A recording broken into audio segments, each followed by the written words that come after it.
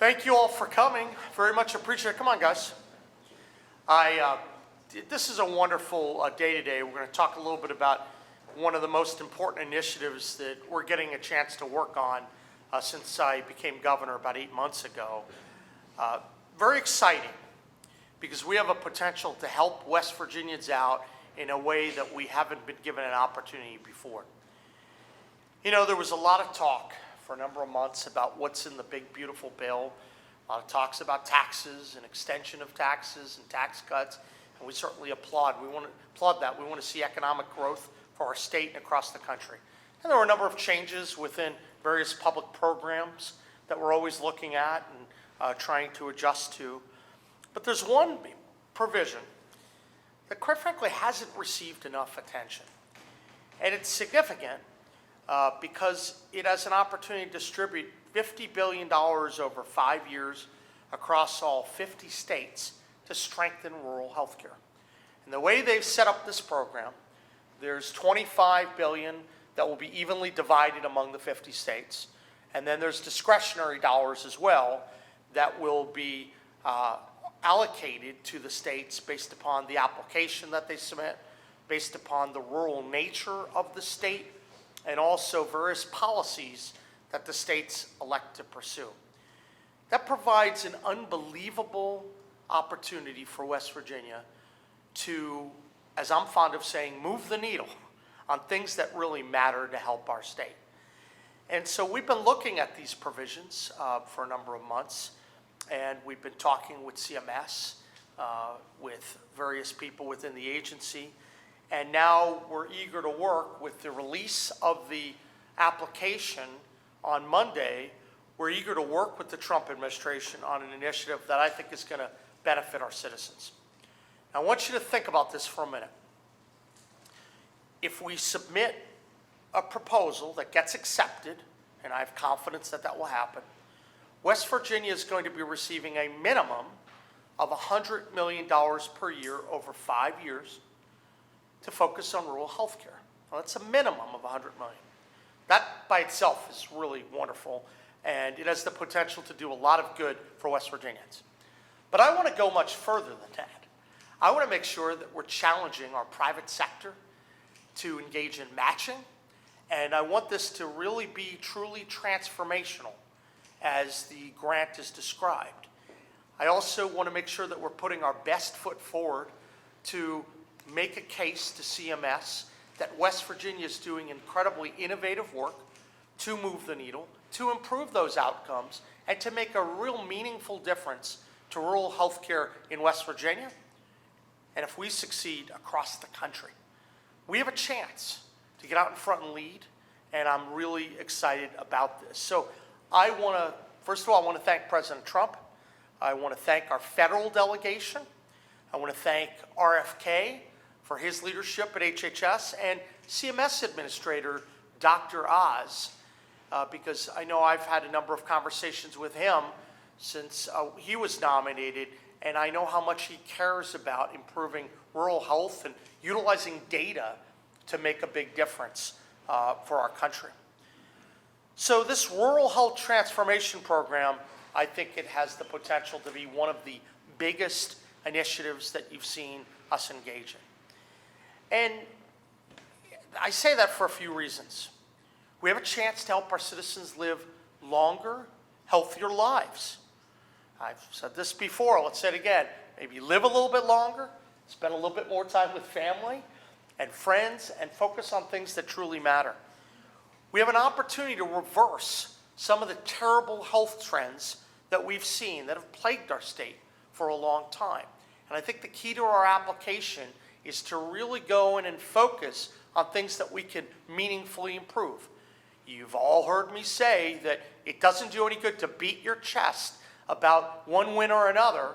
What matters is moving the needle and going from 50 to 40 to 30 to 20 to 10 and beyond. And that's what we're certainly looking to do. But we know a lot of the challenges we have, whether we're talking about substance use disorder or diabetes or obesity or heart disease or many other different disease states, we have a chance to improve that. And that's because when we're looking at this project, we're not just looking at it from a pure healthcare perspective.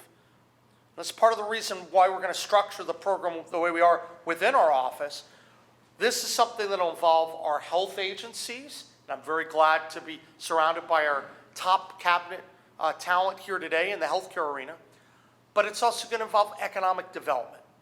It could involve our energy, our technology folks, because there's so many different facets to this. When you're talking about improving outcome and gaining strength in rural areas, one of the most important things is to work and coordinate with companies in the business community and others and make sure that we have the right presence in those areas. Because when people have a good job and the economy is flourishing, that tends to make all the key healthcare indicators get better and better. So the way we're trying to help get this application together is to bring a lot of different parts in from within our administration to make this work.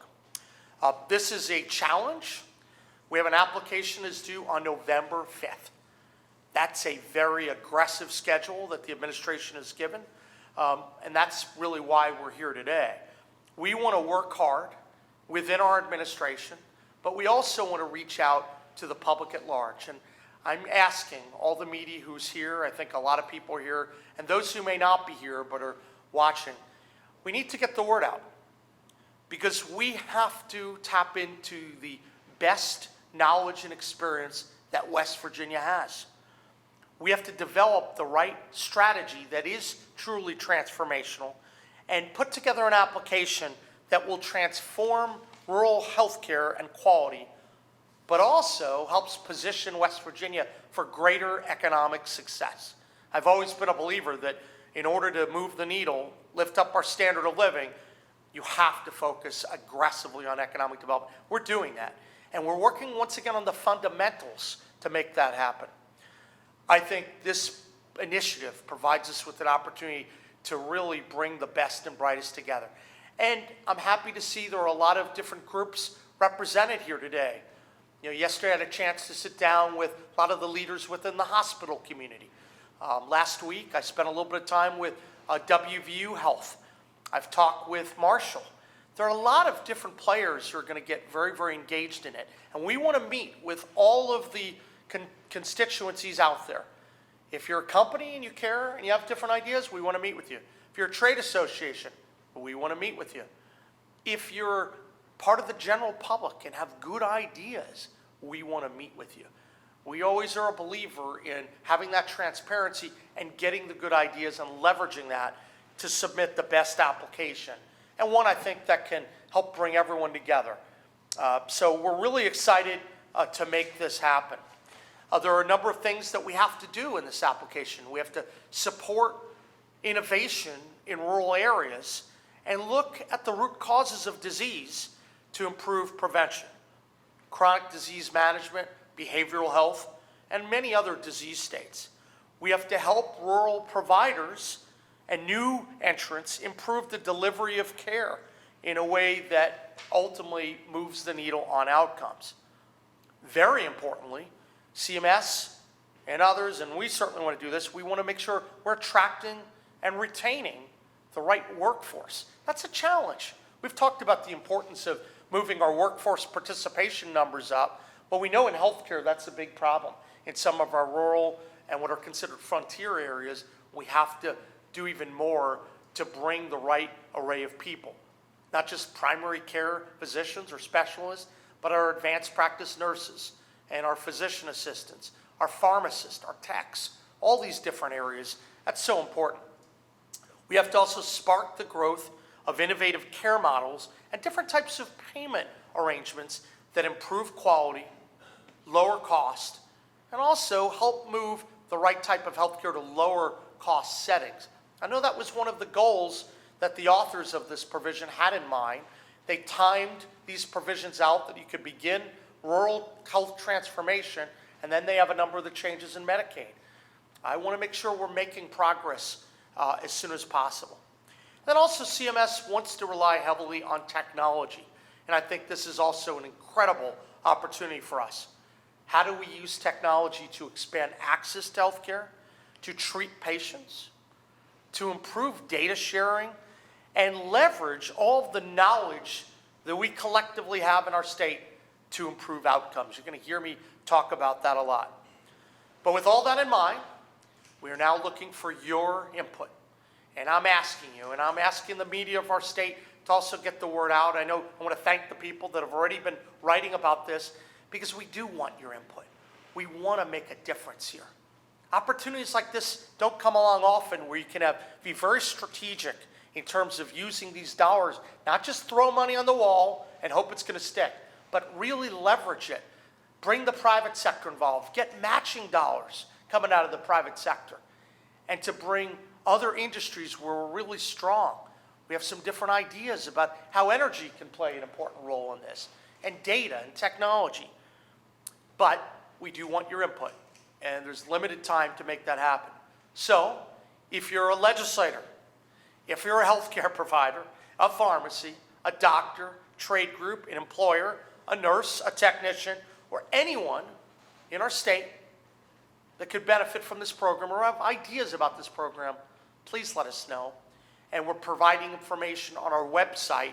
Tom, is that up on our website yet? Yes, it is. Okay, then we're going to give that information to you, and that's going to be helpful. But we need to have the statewide public comment period as a strategic priority. That's critical.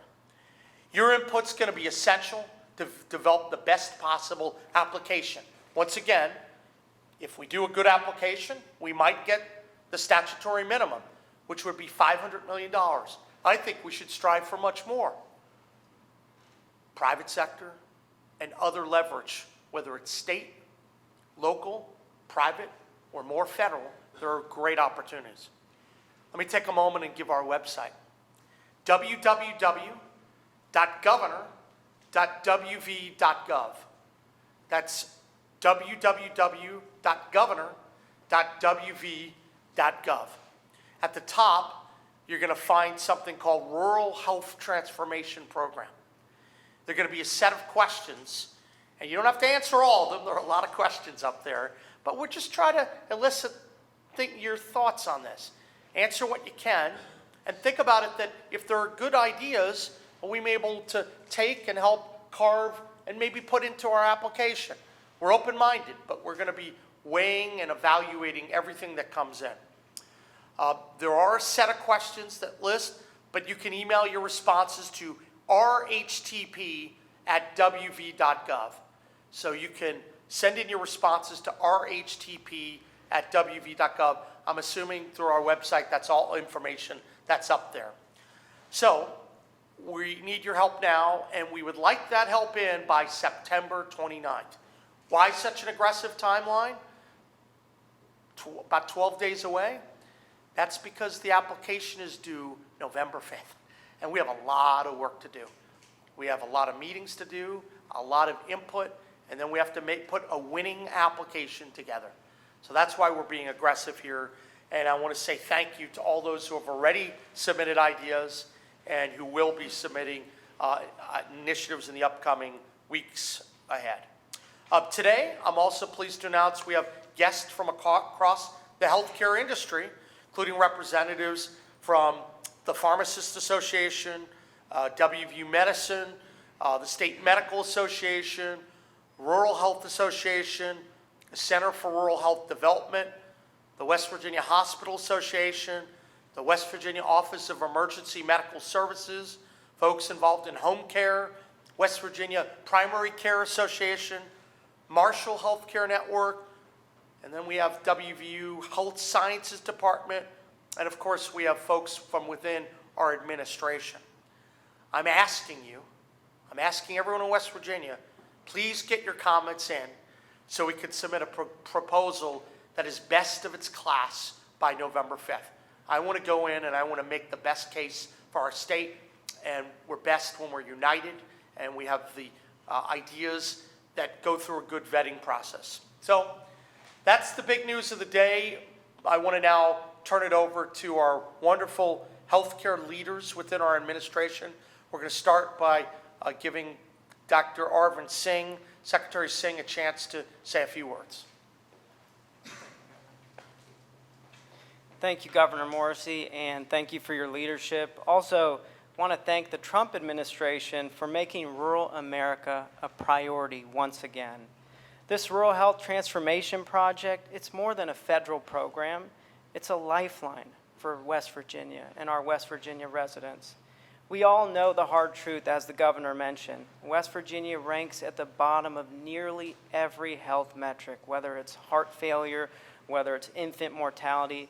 But we're not here to dwell on those problems. We're here to seize the solutions, as the governor mentioned. This initiative gives us those resources, those needed resources, that flexibility, and the opportunity to chart our own future. We're going to use these dollars and this momentum to focus on a lot of the 4 pillars that the governor has already laid out. We're all familiar with those. So this is not about more bureaucracy. It's about unleashing common sense and accountability. I've mentioned accountability a lot, especially when it comes to the Department of Health and our grant process. With this program, West Virginia can finally turn that tide from being ranked at the bottom to becoming a national example of how rural states can innovate, save lives, and strengthen our communities. With President Trump's vision and Governor Morrisey's leadership, and the grit of all of us in this room and West Virginians, we can make this transformation real.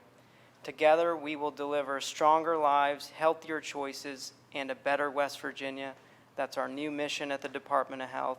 We're excited to be a part of this project and this transformation program, and we're eager to engage. We're looking for that feedback, as the governor mentioned, so please reach out. There's nothing but positive waves in the future for all of us. So thank you, Governor. Thanks. And now we have our terrific Secretary of Human Services, Alex Mayer. Thank you, Governor. Similar to Dr. Singh, I want to thank the governor's leadership on this effort, as well as the Trump administration and their collaboration with the states in putting this forward. This is a true historic day. The opportunity for the state to leverage this type of funding to really move the needle and make West Virginia a leader in the state or in the country around these health outcomes. When I first got here, that was something that has continually been told to me, that we rank last in a number of areas. But with this infusion of funding from the administration and Governor Morrisey's leadership, we're really going to turn the tide there. I'm really confident in the team and those around the administration that we're going to take this opportunity, seize the day, and really move West Virginia to the forefront of health outcomes across the country. I look forward to the collaborative effort. I know this is going to be something that is going to involve a lot of different agencies, and I'm really looking forward to that effort. This opportunity just doesn't impact my agency or Dr. Singh's agency, but it spans a lot of different organizations across state government that are going to have meaningful impact and meaningful contributions to really assist the state in continuing to, as the governor said, move the needle and produce outcomes that we're proud of and are going to make ultimately West Virginia is more healthy and able to thrive in this great state. So thank you, sir. Yeah, excellent. Thanks. I do also want to let folks know that given the enormous challenge we have for this application and the importance of working with so many different people and cross-cutting through all the agencies of state government, we have retained an outside consulting firm, McKinsey, to assist us with this. We have a very tight window to get the application in, and so I appreciate that. We've been working, but I think it's important that we put every bit of focus and quality and resource to have the best possible application, and we need to win that application. We need to leverage. This is a great opportunity, not only in healthcare, but for economic development. That's a critical focus of our administration. There are a lot of people that are hurting out there. We know that we need to constantly be looking for better paying jobs. We need to make sure that we're addressing what ails people, the high cost of living in some areas. West Virginia as a state has historically been very strong from a cost of living perspective, but we saw a lot of inflation. That Biden era inflation, that hurt our state a lot. I want to keep doing everything I can to address all of the economic challenges that we have out there. And this is an opportunity for us to do a lot of meaningful, make a lot of meaningful progress on the economic front, in addition to the healthcare side. So I wanted to mention that to folks. So with that, I'd be happy to answer any questions from the media. Stephen? Yes, Governor. You just mentioned the McKinsey contract. Do we know how much that's going to cost and where that's coming from as far as the funding? I don't have an exact dollar amount right now, but we can work to get that to you. I know that we have resources that are important to deploy. I view this as investing money to help get a dramatic rate of return, because obviously this is not only, it's a $500 million application, so we have to be successful, and so we want to bring some additional expertise to bear. So, but we're happy to follow up with you with that. And follow-up question, too. I know you're a proponent of certificate of need repeal. I know it's been said a few times over the years that, particularly from the Hospital Association and others, that could have really an outsized impact on rural hospitals, for sure, which are at risk of closing. It's part of the reason for this program in the first place, is in part to shore up those hospitals. So do you see any conflict between pushing for a certificate of need repeal for PAC's next legislative session and what you're trying to do with this application? Look, it's no secret that I'm a big advocate of competition, and I think it can improve healthcare outcomes in our state.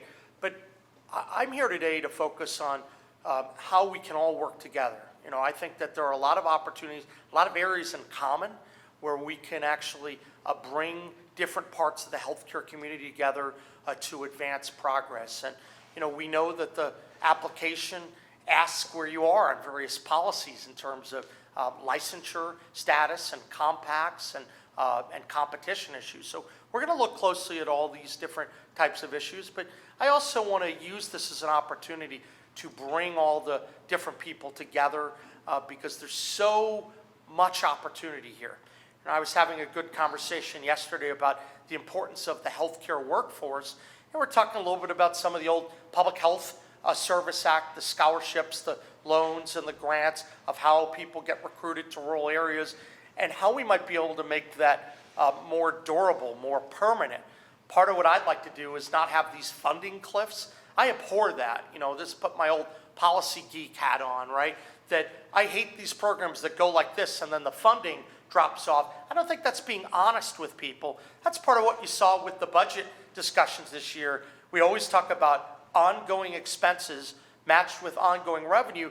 That's a more honest conversation with people. So I want to have all those conversations with the healthcare community. Obviously, you know, I continue to advocate for competition, but I'm also looking for a way to bring everyone together in this process, get the support we need. That makes a big difference.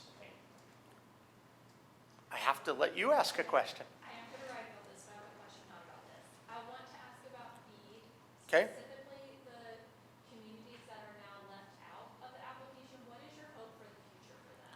So when you say communities left out, it's my understanding that what we've been trying to do is to target all the available locations that are eligible. And so that's what we've done. So we've tried to work in a collaborative manner because from the time that the locations were first identified to now, A, there might have been service within those communities. B, there may have been some other resources, some of it through some of the ARPA monies that we had actually announced. If I recall right, someone on my team correct me, what about $33 million or so that we announced a few months ago. I believe that's part of it, but don't, I'm public, so I'm live, so I said don't quote me on that. But I don't want you to rely on the number. I want you to know that there are other things we're doing. So look, we're trying to service as many people as we can. And so we're always looking to do that. I think that our proposal will do that. And so we're being very aggressive. Obviously, the way the law is designed, it's meant to focus on locations and where there are people now. There may be a time when more people come or move to those locations that we have to look at those opportunities. But it's a pretty fulsome application. And so obviously there were some changes made to accommodate some of the responses from the administration. And in a positive way, they're trying to save money. We like to save money. But, you know, look, we have a lot of work to do. We've got to work with the administration. And I'm not going to stop until we get at least, let's start with those 74,000. I think that's really important. I applaud the Trump administration for working with us. But once again, I'm not going to do a victory lap until we actually get this all done, because I know there are all different ideas out there. I also want to take the opportunity, since you asked about BEAD, to note that there are resources we put in. I believe it's about 650 million, and there was the opportunity to get up to 1.2. I have hope that there are opportunities for us to tap into the unallocated dollars, whether it's for cellular, whether it's for other forms that facilitate broadband. We believe that is an opportunity for West Virginia, but we just haven't received the guidance yet on that front. So trust us that we're going to be very aggressive pushing for that to help our citizens out. And how that gets deployed, it's too early to say, because we need to make sure we're working with the administration on the guidelines they set up. So I'll be going in to have additional meetings with the administration in the upcoming weeks. And you know, one thing you can count on is I'm going to be fighting and fighting and fighting tirelessly for West Virginia, and to make sure that our citizens get the benefit of all of the infrastructure opportunities that are available. Other questions from the media? WOWK? Wow, normally there's a question there. Stephen? Well, I'll throw out another one, and it's going to be related to internet, but not BEAD. Obviously, telehealth is a growing thing in the healthcare industry. With a rural state, obviously, with BEAD, you are trying to get more people connected to the internet, more underserved areas, parts of the state. I know multiple things are going to be part of this application, but do you see like a big pitch as part of the innovation package of this, trying to push for more access to telehealth and similar forms of healthcare to get access to people that might not be able to get to the hospital or the healthcare facility? Without a doubt. I think telehealth has to be a critical part of our future. And I know during COVID, I was really probably one of the most aggressive ones pushing that. In fact, we had to work hard. I remember pushing hard to get some of the changes within some of the various boards to allow that to happen, because, you know, historically the state had limited some of those opportunities. Thankfully, that's been changing, which is great. But I think telehealth is one piece, but there could be a lot more as well. There's a lot of technology that's evolving right now. AI, virtual surgeries, and things like that that we want to explore and look into, because I want to make sure that we improve access, and that could mean through traditional means, traditional providers, or new providers, new opportunities as well. So you're exactly right. This is a chance to really be very innovative. And I think part of the reason why we want to really partner with the private sector here and leverage those dollars is we want to create an incubator system that's going to tap into some of the newly available technologies. And that could be in telehealth, it could be in virtual surgery, it could be in really leveraging a lot of the data and AI opportunities out there. That's part of the reason I mentioned collaboration with technology and energy, because you got to fuel up the power for these centers as well. So I'm absolutely looking for that. I know our team is excited to pursue that. One thing I did want to mention, I hadn't mentioned earlier, it's a separate topic, but I know there's going to be a big vigil tonight as well. I don't know how many people will be there, but apparently a lot of folks are coming to it. I will be there speaking. I do want to honor the life of Charlie Kirk, and I think that's important. I just wanted to mention that we'll be at the Riverside at the Capitol. That event begins at 6 o'clock. I think I'll be down there around 6:30, 6:40 or so. I just wanted to mention that to anyone who's watching. Please come. It's an opportunity to, I think, celebrate the life of someone who was a friend of mine, but also I think stood strong for free speech. And I'm a believer in that. I hope the media knows that in what these press conferences are all about. I don't run and hide behind the curtain. I don't think we need that in life. We need to be able to face the music. And what that guy did in debate and getting out in a public setting, I think we should all respect. That's a wonderful thing to cherish. So just wanted to mention that. Any other questions from the media? Well, I want to thank everyone for coming here. I want to especially thank the public in advance for anything that you might be willing to submit, and we'll be in close touch. Thank you. God bless.